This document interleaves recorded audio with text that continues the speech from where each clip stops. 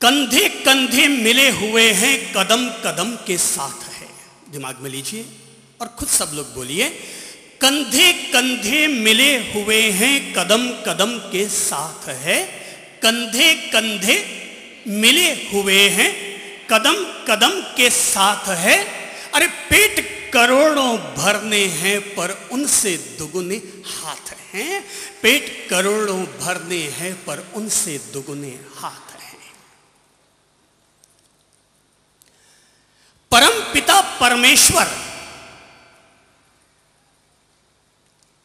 धरती पर अगर किसी को जन्म देता है तो केवल जन्म नहीं देता, बल्कि जीवन का पालन और पोषण करने के लिए हमसे दुगुनी व्यवस्थाएं भी बैठाता है।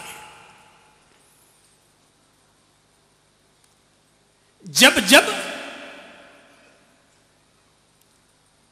ईश्वर हमें अपनी मां की कोख से पैदा करता है, तो मां की कोख से पैदा बाद में करता है, उससे पहले मां का आंचल दूध से भर दिया करता है।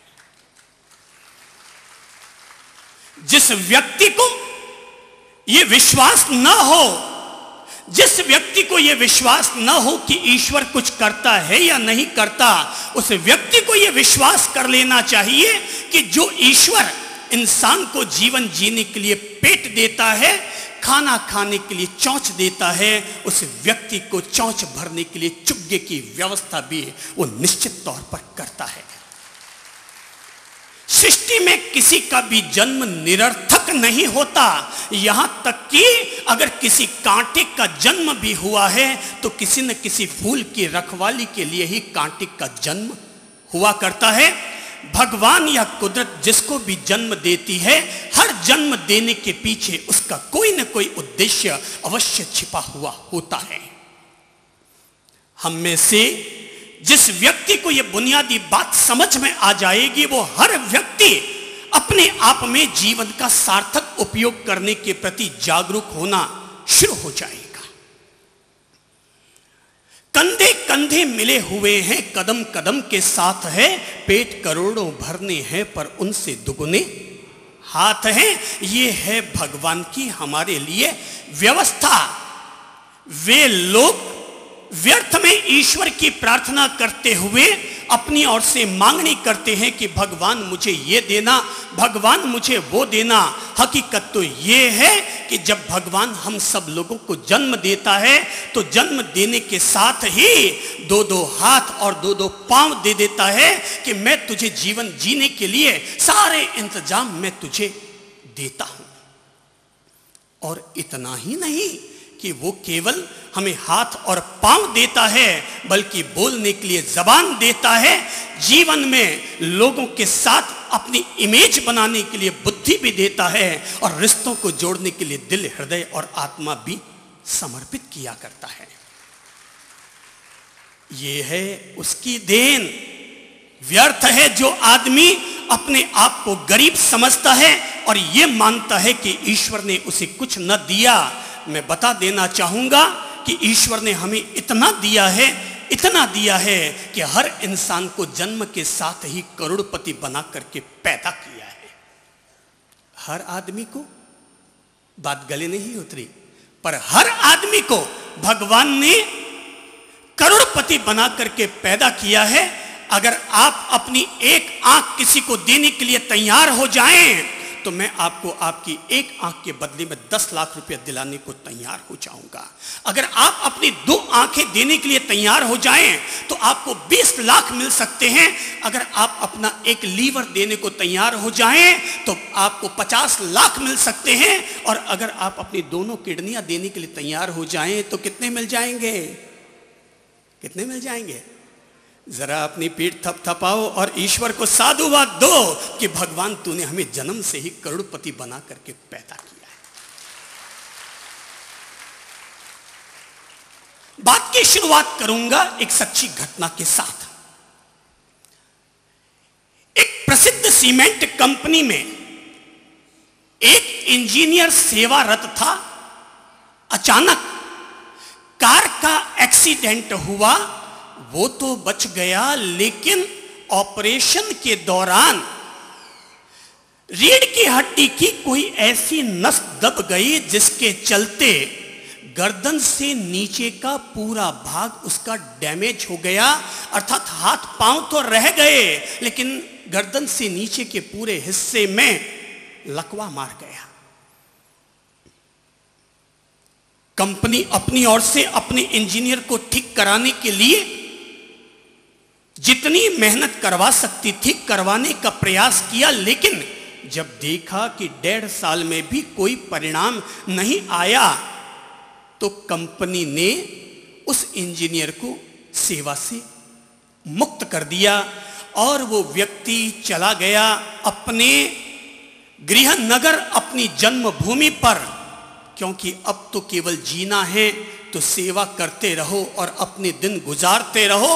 वो व्यक्ति चला आया अपने गृह नगर कोटा में, 1 साल तक इलाज कराता रहा लेकिन फिर भी कोई परिणाम ना आया।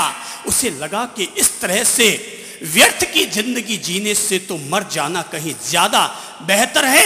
मैं इस तरह की निष्क्रिय जिंदगी नहीं जीऊंगा। मैं क्या करूं, मैं क्या करूं, क्या करूं? चिंतन किया, मनन किया, विचार किया और तब इस निष्कर्ष पर पहुंचा कि मेरे शरीर का 90% हिस्सा निरर्थक हो गया, लेकिन 10% हिस्सा अभी भी पूरी तरह से स्वस्थ और सक्रिय है, और वो है मेरे गर्दन से सिर तक का ऊपर का भाग। उस व्यक्ति ने सोचा मैं इंजीनियर हूं और इंजीनियर हूं तो अब मैं अपनी बुद्धि का इस्तेमाल करूंगा। हाथ और पांव तो मेरे काम के न रहे लेकिन मेरी बुद्धि अभी भी मेरे काम की है। और यह सोचकर उसने अपने गली मोहल्ले में रहने वाले बच्चों को कहलाया कि अगर किसी भी बच्चे को इंजीनियरिंग की अगर पढ़ाई करनी हो तो वो बच्चा मेरे पास चला आए, मैं उस बच्चे को निःशुल्क पढ़ा दूंगा, मैं उस बच्चे को निःशुल्क पढ़ा दूंगा। उसके पास गली मोहल्ले के 3 बच्चे आए और 3 बच्चों ने उसके पास आकर पढ़ाई की। इंजीनियर ने उन बच्चों पर इतनी मेहनत की कि उस मेहनत को देखते हुए बच्चों को भी लगा कि जब हमारा टीचर एक अपाहिज और विकलांग होकर भी हम लोगों पर इतनी मेहनत कर रहा है तो हम लोगों को भी इसका परिणाम पाने के लिए पूरी मेहनत करनी चाहिए। और तब उन 3 बच्चों में से एक बच्चा गोल्ड मेडलिस्ट पास होने में सफल हुआ। पूरे कोटा नगर में उस व्यक्ति का नाम फैल गया कि एक अपाहिज व्यक्ति ने, एक विकलांग व्यक्ति ने 3 बच्चों को पढ़ाया, तीनों पास हुए और एक गोल्ड मेडलिस्ट हुआ। पूरे शहर में नाम फैला और मात्र 2 वर्ष में उस व्यक्ति के पास पूरे 350 बच्चे पढ़ने के लिए आने लग गए। और ये बात मैं उस व्यक्ति की सुना रहा हूं, ये बात मैं उस व्यक्ति की सुना रहा हूं जिस व्यक्ति के पास आज पूरे 35,000 बच्चे इंजीनियरिंग की पढ़ाई करते हैं।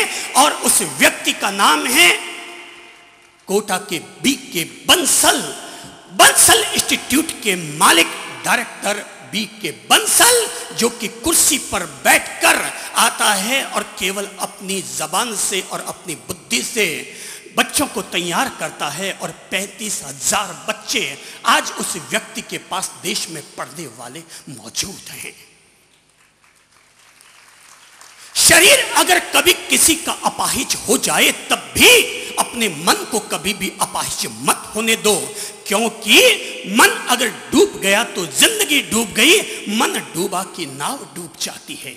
पर जब तक इंसान का मन मजबूत रहता है, जब तक इंसान का मन मजबूत रहेगा और जब तक उसके पास उसका आत्मविश्वास रहेगा, वो व्यक्ति भले ही उसके पांव कट क्यों न जाए, भले ही उसके पांव कट क्यों न जाए, लेकिन वही व्यक्ति यहीं जयपुर में महावीर विकलांग सेवा समिति से अपने पांव बनाकर और यहीं पर रविंद्र रंगमंच में दोनों पांव कट जाने के बावजूद नकली पांव के बलबूते भरतनाट्यम का नृत्य करके दिखाता है, और उसका नाम है सुधा चंद्र। भले ही दोनों पांव क्यों न कट जाए, बदमाशों ने बदमाशी की और लड़की को उठा करके ट्रेन से उठा करके बाहर फेंक दिया। ट्रेन से नीचे गिरी, सामने से दूसरी ट्रेन निकली, दोनों पांव ट्रेन के नीचे आ गए, कट गए। लेकिन मन को अपाहिज मत होने दो। तन अगर अपाहिज हो जाए तब भी मन को अपाहिज मत होने दो। और उस कटी हुए पांव की महिला ने, उस लड़की ने मात्र 1 महीने पहले पूरे विश्व में रिकॉर्ड बनाते हुए एवरेस्ट की चोटी पर चढ़ाई की। इंसान की ताकत शरीर नहीं है। हमारे शरीर में कोई बहुत बड़ी ताकत नहीं है। न तो हम किसी बंदर की तरह इस पेड़ से उस पेड़ पर उछल कूद कर सकते हैं, न ही हम किसी चीते की तरह दौड़ सकते हैं, न ही हमारी बाज की तरह हमारी आंखें पैनी हैं, और न ही हम किसी गीद की तरह आसमान से उड़कर भी अपने शिकार को पकड़ सकते हैं। शरीर के लिहाज से हमारी कोई बहुत बड़ी ताकत नहीं है, पर इंसान के पास एक ऐसी ताकत है कि जिसके चलते वो ठेठ चंद्रलोक तक पहुंचने में भी अपनी औकात रखता है। और वो ताकत है इंसान के आत्मविश्वास की ताकत, वो ताकत है इंसान के मजबूत मन की ताकत। अगर कोई लड़की यह समझती रहेगी कि मैं अपने जीवन में कुछ नहीं कर सकती, वो व्यक्ति जिंदगी भर रोटी सेकती रहेगी और पापड़ बेलती रहेगी। पर अगर कोई भी लड़की अपनी जिंदगी में कुछ करने का जज्बा अगर अपने भीतर पैदा कर लेगी, तो वो लड़की नहीं रहेगी, बल्कि वही लड़की कोई तो बन जाएगी किरण बेदी, और कोई बन जाएगी चंद्रलोक तक पहुंचने वाली कल्पना चावला। यहां इंसान की तरक्की के लिए इंसान के पास किस्मत कम चाहिए, और इंसान को आगे बढ़ने के लिए एकमात्र इंसान के पास आत्मविश्वास की ताकत चाहिए। अगर आत्मविश्वास की ताकत आपके पास है तो समझ लेना महावीर का आशीर्वाद आपके साथ है। अगर आपके पास महावीर है, अगर आपके पास आत्मविश्वास है, तो समझ लेना कि महावीर का आशीर्वाद आपके साथ है। अगर आपके पास आपका आत्मविश्वास नहीं है, सावधान, जिसके पास खुद का ही विश्वास नहीं है, उसके पास ईश्वर का आशीर्वाद कहां से हो जाएगा। आखिर महावीर ने 12.5 वर्ष तक आखिर महावीर ने 12.5 वर्ष तक जंगलों में साधना की। बड़ी ध्यान देने जैसी बात है। महावीर ने कितने वर्ष साधना की? 12.5 वर्ष की तपस्या की। उनके साथ कौन कौन था? उनके साथ कौन था? सैनिक थे, सेनापति था, पत्नी थी सेवा करने के लिए, माँ बाप थे रखवाली करने के लिए, भाई था प्यार लुटाने के लिए। कौन था उसके पास? महावीर के पास क्या था? महावीर के पास एकमात्र ताकत थी, और वो ताकत थी आत्मविश्वास की ताकत। एकमात्र ताकत थी महावीर के पास आत्मविश्वास की ताकत, जिसके बलबूते एक राजकुमार न रहा, बल्कि एक राजकुमार भी सारे समाज के लिए आदरणीय तीर्थंकर बन गया। ताकत थी आत्मविश्वास की ताकत। कहते हैं सीता का अपहरण हुआ, मां सीता का अपहरण हुआ, तो हनुमान जी गए थे उनकी खोज करने के लिए। समुद्र तट पर चले गए, सारे वानरों ने हाथ नीचे कर लिया और कहा कि हम 400 योजन का ये समुद्र तट पार न कर पाएंगे। और तब जामवंत ने क्या किया? याद कीजिए, क्या किया जामवंत जी ने? तब जामवंत जी ने कहा था, को नहीं जानत है जग में कभी, संकट मोचक नाम तिहारू, बालपणे रवि भक्ष लियो तब, तीनों लोक भयो अंधियारू। और तब जामवंत ने अपने तरीके से हनुमान की सोई हुई शक्तियों को जागृत करने का पुरुषार्थ किया, प्रेरणा दी। और तब जब हनुमान जी का जब हनुमान जी का आत्मविश्वास जागृत हो गया, मन मजबूत हो गया, तो 400 योजन का समुद्र तट तो होता ही क्या है। अगर राम जी का आदेश होता तो रावण को अकेला ही हनुमान तहस नहस करके आ जाता। जब लंका को जला सकता है तो क्या रावण को जलाने की औकात वो अपने भीतर नहीं रखता। पर राम जी निकले किसको लेकर। आपको अगर किसी से भिड़ने के लिए जाना हो, क्या क्या साथ लेकर जाएंगे। खाली हाथ निकल पड़ेंगे, क्या क्या लेकर जाएंगे। राम जी निकले थे अपने साथ, कोई पहलवानों को नहीं लिया, कोई सुशिक्षित सैनिकों को नहीं लिया। किनको लिया। जिनमें अक्ल भी नहीं होती है, बानरों को, रीछों को उठाया और निकल पड़े। क्योंकि उनको पता था कि युद्ध केवल सैन्य बल के आधार पर नहीं जीता, युद्ध हमेशा आत्मविश्वास के बल पर जीता जाता है। युद्ध हमेशा आत्मविश्वास के बल पर जीता जाता है और तब वो जीतते भी हैं। आज हमारे लिए चुनौती है, महावीर तीर्थंकर बने, राम जी ने युद्ध जीता। हमारे लिए सोचने की बात है कि कहीं हम तो जिंदगी की बाजी हार तो नहीं गए हैं। कहीं हम तो जिंदगी की बाजी हार तो नहीं गए हैं। आत्मविश्वास चाहिए। जब तक हो जिंदगी में सांस, तब तक रखिए अपनी जिंदगी में आत्मविश्वास। क्योंकि आत्मविश्वास रहेगा तो 90 साल की उम्र में भी बंदा ऊर्जावान रहेगा। और आत्मविश्वास अगर भीतर से चला गया तो 40 साल की उम्र में भी कुर्सी पकड़ लेगा और कहेगा गोडे दुखते हैं, कमर दुखती है, स्पाइन में तकलीफ है और हड्डियां मेरी जाम हो गई है। इंसान जीता है सांस की बदौलत कम और आत्मविश्वास की बदौलत ज्यादा। आज धर्म से भी पहले जिस चीज की जरूरत है, संतों के प्रवचन और सत्संग से भी पहले जिस ताकत की जरूरत है, वो है आत्मविश्वास की ताकत। आपकी अपनी निजी जिंदगी में भी चाहिए आत्मविश्वास, आपकी पारिवारिक जिंदगी में चाहिए आत्मविश्वास, आपकी सामाजिक जिंदगी में चाहिए आत्मविश्वास। कोई व्यक्ति अगर गुटखा खा रहा है, कैसे छोड़ेगा? कैसे छोड़ेगा? घरवाली समझाकर हार गई, उसकी शर्म हट गई। मां बाप कह कह करके थक गए, पर मां बाप की एक न चली। तो जब मां बाप की आंख की शर्म भी चली गई, पत्नी की मर्यादा भी जीवन से हट गई और फिर भी हम खाते चले जा रहे हैं, अब आपको कौन सुधारेगा? अब किस में वो ताकत है जो ताकत आपसे आपकी शराब, आपसे आपकी सिगरेट, आपसे आपका गुटखा छुड़वाएगा?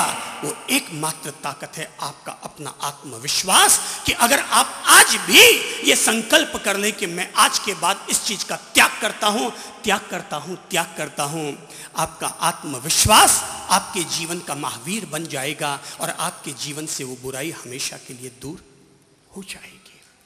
पत्नी नहीं छुड़वा पाएगी, माँ बाप नहीं छुड़वा पाएंगे, संत भी छुड़वा के कितनों को छुड़वा पाएंगे? खुद को छोड़ना पड़ेगा, खुद को सुधारना पड़ेगा और इसके लिए चाहिए आत्मविश्वास।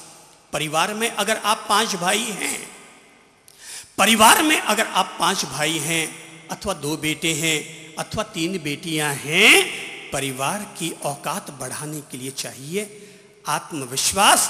अरे आपके पिताजी तो अनपढ़ थे, आपके पिताजी तो अनपढ़ थे, तब भी उन्होंने आप जैसे 5 को पैदा किया और न केवल पैदा किया वरन इतना पढ़ा लिखा करके बड़ा भी कर डाला।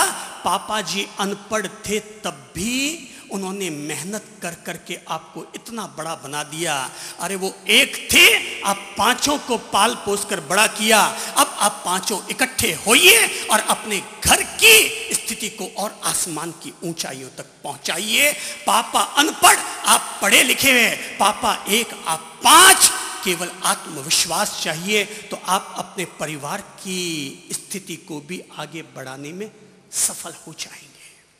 समाज में चाहिए आत्मविश्वास केवल महाराजों के प्रवचन सुन लेने भर से कुछ नहीं होगा। हर समाज को अपना अपना आत्मविश्वास पैदा करना पड़ेगा। हर समाज को आत्मविश्वास पैदा करना पड़ेगा। आज अगर आप अपने देश की स्थिति को देखें, अपने समाजों की स्थिति को देखें, देश भर में महावीर कम होते जा रहे हैं और महावीर के मंदिर ज्यादा होते जा रहे हैं। आज देश भर में राम जी की मर्यादाएं कम हो रही हैं और राम जी के मंदिर बेइंतहा बनते चले जा रहे हैं। मंदिर बन रहे हैं, बनने दो, लेकिन मंदिर के नाम पर, प्रतिष्ठाओं के नाम पर, पंच कल्याणक महोत्सव के नाम पर जो हर साल इस देश में करोड़ों करोड़ रुपये स्वाहा होते हैं, मैं भगवान महावीर स्वामी जी से पूछूंगा, अथवा अगर मेरे सामने एक त्यागी तपस्वी संत बैठे हैं तो मैं उनसे पूछूंगा कि वह समाज के सामने इस सत्य की परिभाषा जरूर दें कि समाज में करोड़ों रुपयों का अपव्यय करना क्या यह धर्म है या अधर्म है।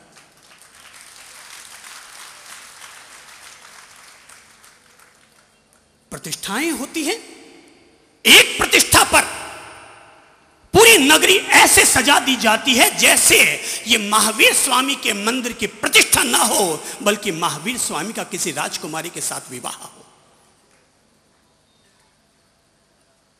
एक वीतरागी को वीतराग बना रहने दीजिए, एक त्यागी संत को त्यागी संत बना रहने दीजिए।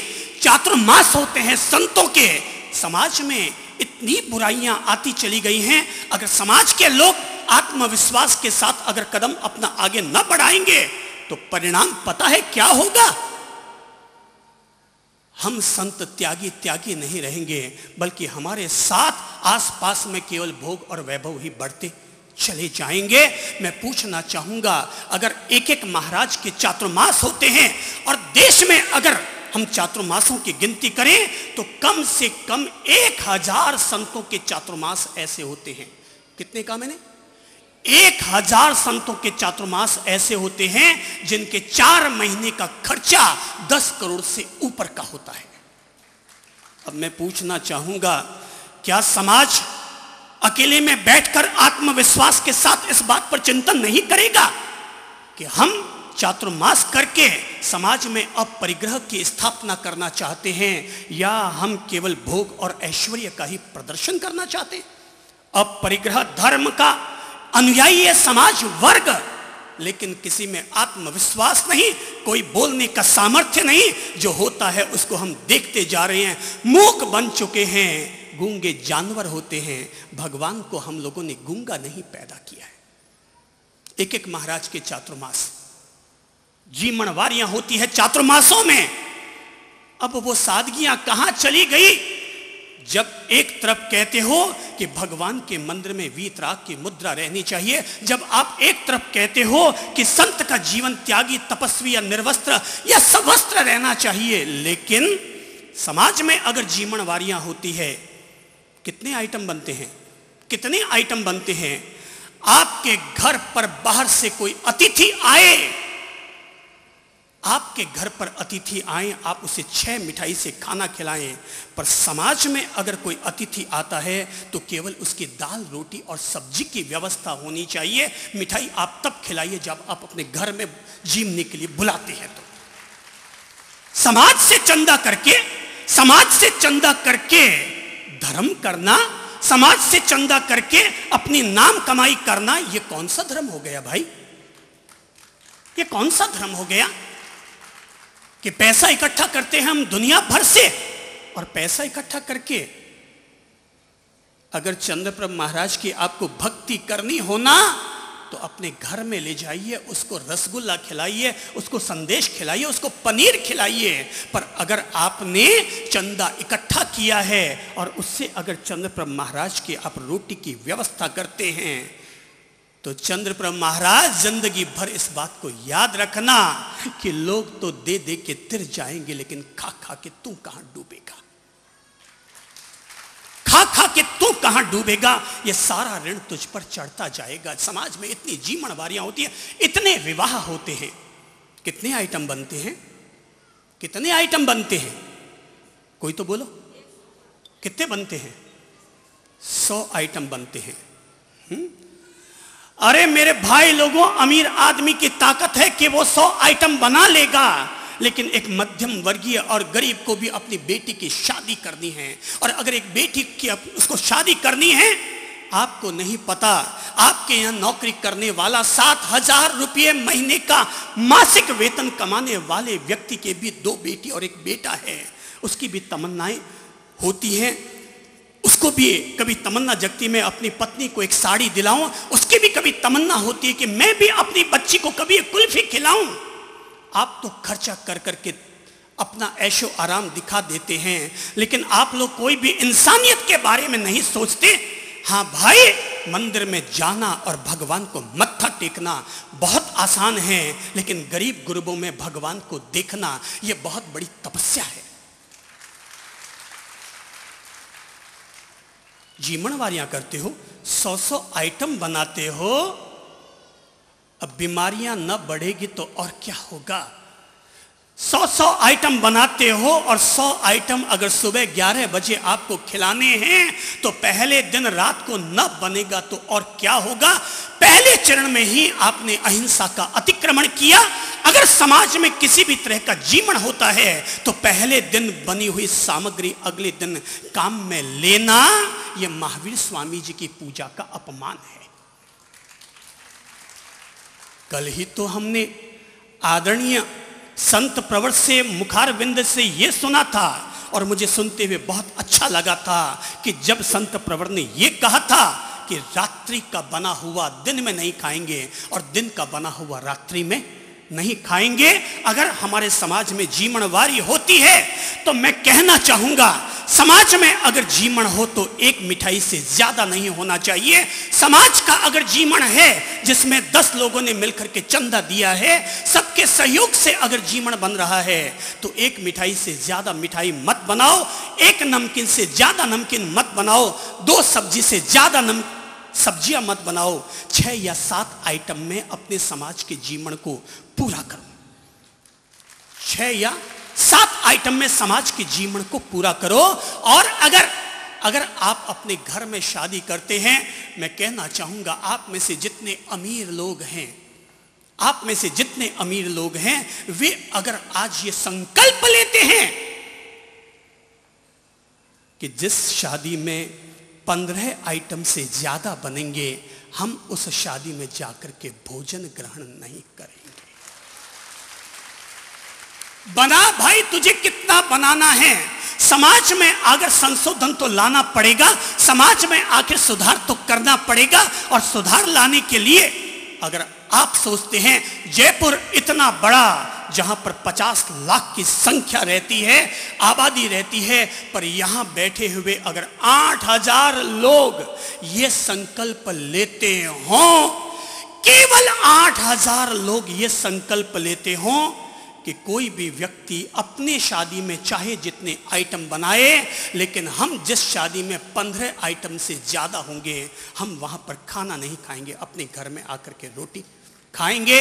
अगर आप लोग ये संकल्प लेने को तैयार हों तो ये 8,000 नहीं रहेंगे। मैं कहा करता हूं, शुरुआत हमेशा 0 से होती है, लेकिन एक दिन वही हीरो बना करता है।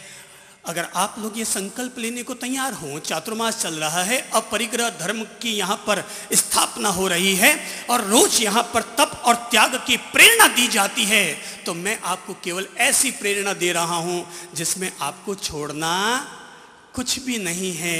केवल ये आत्मविश्वास और ये संकल्प अपने सामाजिक व्यवस्थाओं में कायम करना है।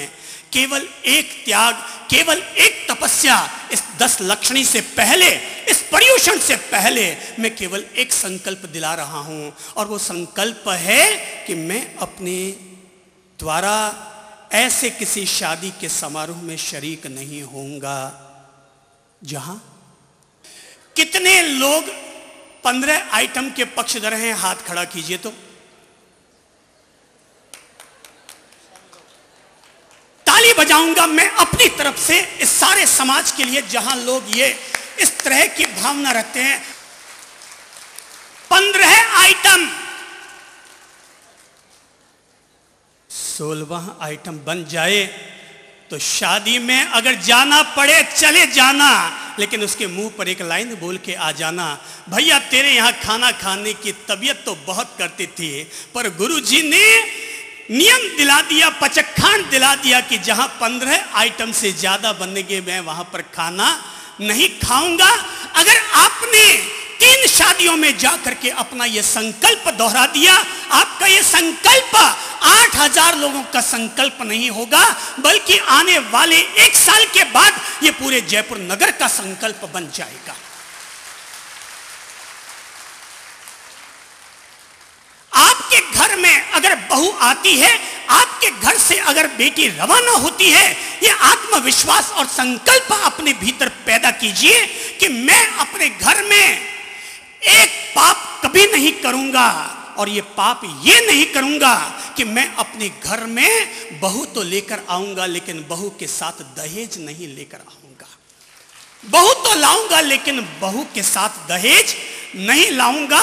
अगर आपको अपनी बेटी के लिए दहेज देना पड़ता हो तो दे दीजिएगा, पर कम से कम आप जैसे धार्मिक, आप जैसे समझदार, आप जैसे जतना से जतन से झेड़ा से जीने वाले श्रावक के द्वारा तो यह संकल्प होना ही चाहिए कि बहू तो लाऊंगा, पर क्या नहीं लाऊंगा, क्या नहीं लाऊंगा, क्या नहीं लाऊंगा। कम सुनाई दिया, क्या नहीं लाऊंगा। मेरे भाई लोगों, बेटी वाले की मजबूरी है कि वो अपनी बेटी को पराए घर बसाने के लिए अपने आप को होम कर रहा है, पर आपकी ऐसी कौन सी मजबूरी हो गई जो आप अपने बहू को घर में लाने के लिए अपने बेटी को बेच रहे हैं।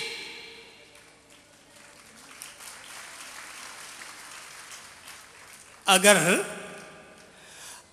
कोई ससुर ऐसा हो, सास ऐसी हो जो अपने बहू लाने से पहले जब वहां से डोली उठाकर ला रहे हो तो लाने से पहले दहेज वहां पर छोड़कर आए हैं, मैं पूछना चाहूंगा कौन दुनिया में बेटी वाला ऐसा होगा जो फिर दहेज छोड़कर जाने वाले सगा संबंधियों के पास जाकर जिंदगी में भी कभी भी टेढ़ी नजर या टेढ़े मुंह से कभी बोलने की हिम्मत भी जुटा सकेगा कि अरे ये तो हीरो है मेरे साधु जी, ये सगा संबंधी हीरो है जो कि मेरे यहां से सब कुछ छोड़ के गए हैं। अगर महावीर स्वामी ने त्याग किया, तरुण सागर जी ने त्याग किया और वो पूजे जाते हैं, आपने त्याग किया क्या? आप अपने घर परिवार वालों में पूजे नहीं चाहेंगे?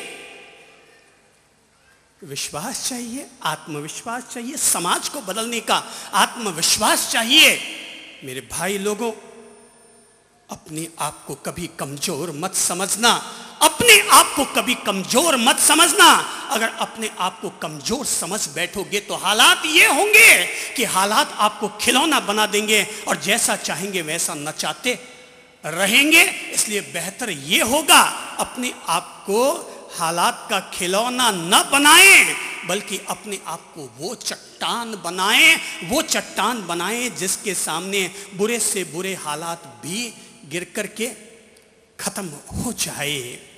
बात खत्म करूं उससे पहले व्यक्ति के आत्मविश्वास को जगाने के लिए छोटी सी घटना जरूर कह दूंगा। और घटना यह है, बात यह हुई कि एक दफा अमेरिका के राष्ट्रपति बिल क्लिंटन अपनी पत्नी हिलैरी के साथ घूमने के लिए निकले। रास्ते में पेट्रोल पंप आया, लोगों ने आदेश चाहा कि सर सारी गाड़ियों में पेट्रोल भरवा लिया जाए। पेट्रोल भरवाने के लिए गाड़ियां रुक गई।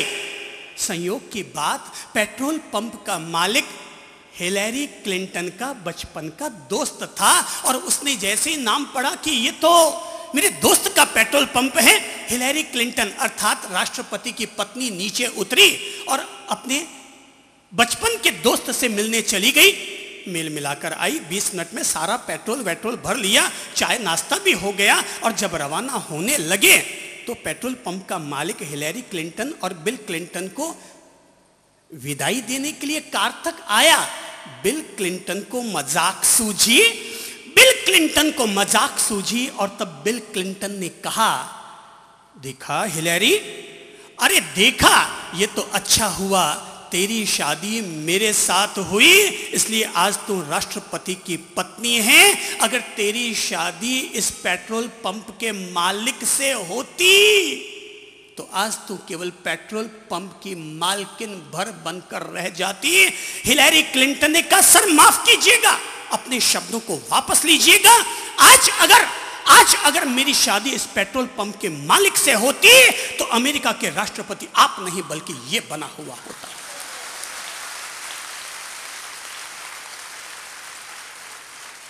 श्री प्रभु शरणम, श्री प्रभु शरणम, श्री प्रभु शरणम।